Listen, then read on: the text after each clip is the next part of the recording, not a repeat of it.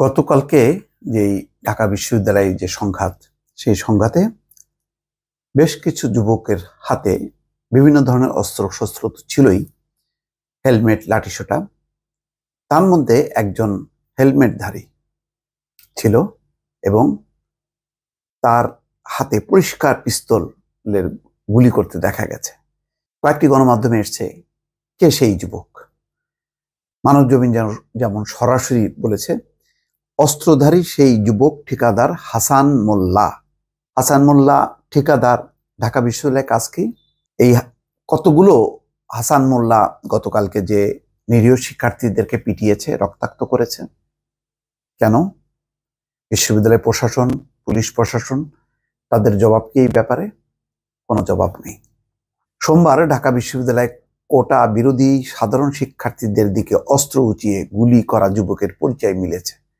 পিস্তল নিয়ে হামলায় অংশ নেওয়া যুবকের নাম হাসান মোল্লা। তিনি স্বেচ্ছাসেবক লীগ নেতা মোল্লা আবু কাউসারের ভাগ্নে বলে জানা গেছে। তার মানে এমনই অবস্থা, শুধু ছাত্রলীগ দিয়ে হয়নি, এখানে ছাত্রলীগ, যুবলীগ, স্বেচ্ছাসেবক লীগ সবাইকে আসতে হয়েছে, এমনই একটি পরিস্থিতি। তারপরেও ঢাকা আজকে কতখানি নিয়ন্ত্রণে ছিল?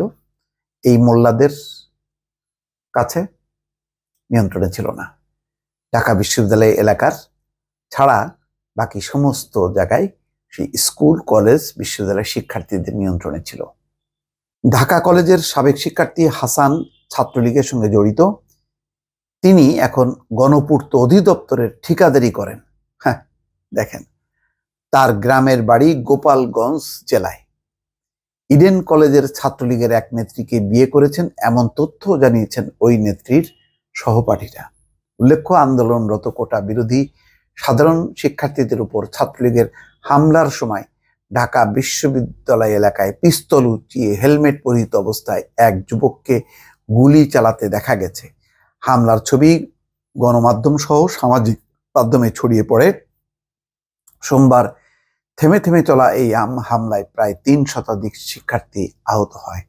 দর্শক, তাহলে কি এই যুবক, চেহারা তো পরিষ্কার, অনেক সময় তো সরকার বলে যে সাংবাদিকরা ধরিয়ে দিক, সাংবাদিকরা তথ্য দিক, এই সাংবাদিকরাই গণমাধ্যমের মাধ্যমে ছবি সহ তার পুরো পরিচয়টা দিল। কি লাভ হলো? এখন পর্যন্ত কি এই যুবককে আইনের আওতায় আনা হয়েছে? না, হয়নি। কেন হয়নি? যেহেতু তিনি শাসক দলের পক্ষে শিক্ষার্থীদের উপর হামলা চালিয়েছে। এটা বুঝতে তো আর কোনো কঠিন কোনো সমস্যা হওয়ার কথা না। সমকালের রিপোর্ট, কোটা সংস্কারের দাবিতে ঢাকা বিশ্ববিদ্যালয়ে আন্দোলনরত শিক্ষার্থীদের দিকে আগ্নেয়াস্ত্র তাক করা ব্যক্তির পরিচয় জানা গেছে। অনুসন্ধানে জানা যায়, আগ্নেয়াস্ত্র তাক করা যুবক হলেন ঢাকা কলেজ ছাত্রলীগের সাবেক নেতা হাসান মোল্লা। তিনি ছাত্রলীগের সোহাগ জাকির কমিটির সময় কেন্দ্রীয় সংসদের সহসম্পাদক ছিলেন। কোথায় সেই সোহাগ জাকিরের সময়? এখনো তিনি ঢাকা বিশ্ববিদ্যালয়ে আসলেন বহিরাগত হিসাবে। ঢাকা বিশ্ববিদ্যালয়ের তিনি কেউ নন, কিন্তু ঢাকা বিশ্ববিদ্যালয়ে এসে গুলি চালাচ্ছে ঢাকা বিশ্ববিদ্যালয়ের শিক্ষার্থীদের উপর। সোমবার কোটা সংস্কারের দাবিতে আন্দোলনরত শিক্ষার্থী ও ছাত্রলীগের নেতা কর্মীদের দফায় দফায় হামলা ও সংঘর্ষ ঘটে। এ সময় নারী শিক্ষার্থীদেরও মারধর করে ছাত্রলীগ। ঢাকা মেডিকেল কলেজ হাসপাতালের তথ্য অনুযায়ী 297 জন হাসপাতালে চিকিৎসা নিয়েছেন। এদিকে একটি গণমাধ্যমে প্রকাশিত হামলার ছবিতে দেখা যায়, কার্জন হল এলাকায় নির্মিতব্য আর্থ অ্যান্ড এনভায়রনমেন্টাল সায়েন্স অনুষদের নিচে ডক্টর মোহাম্মদ শহীদুল্লাহ হল গেটে এক যুবক আগ্নেয়াস্ত্র তাক করে আছেন। ছবিটি সামাজিক যোগাযোগ মাধ্যমেও ভাইরাল হয়। অনুসন্ধানে জানা যায়, হাসান মোল্লা ঢাকা কলেজের 2007-08, চিন্তা করেন, 2007-08 শিক্ষাবর্ষ ও আক্তারুজ্জামান ইলিয়াস হলের আবাসিক শিক্ষার্থী ছিলেন। তিনি আওয়ামী স্বেচ্ছাসেবক লীগের সাবেক সভাপতি অ্যাডভোকেট মোল্লা আবু কাউসারের বোনের ছেলে বলেও জানা যায়। পরে যোগাযোগ করলে বিষয়টি নিশ্চিত করে কাউসার মোল্লা বলেন, হাসান মোল্লা আমার ভাগিনা। এছাড়া ঢাকা কলেজ ছাত্রলীগের একাধিক সাবেক নেতা আগ্নেয়াস্ত্র তাক করা হাসান মোল্লাকে শনাক্ত করেছেন।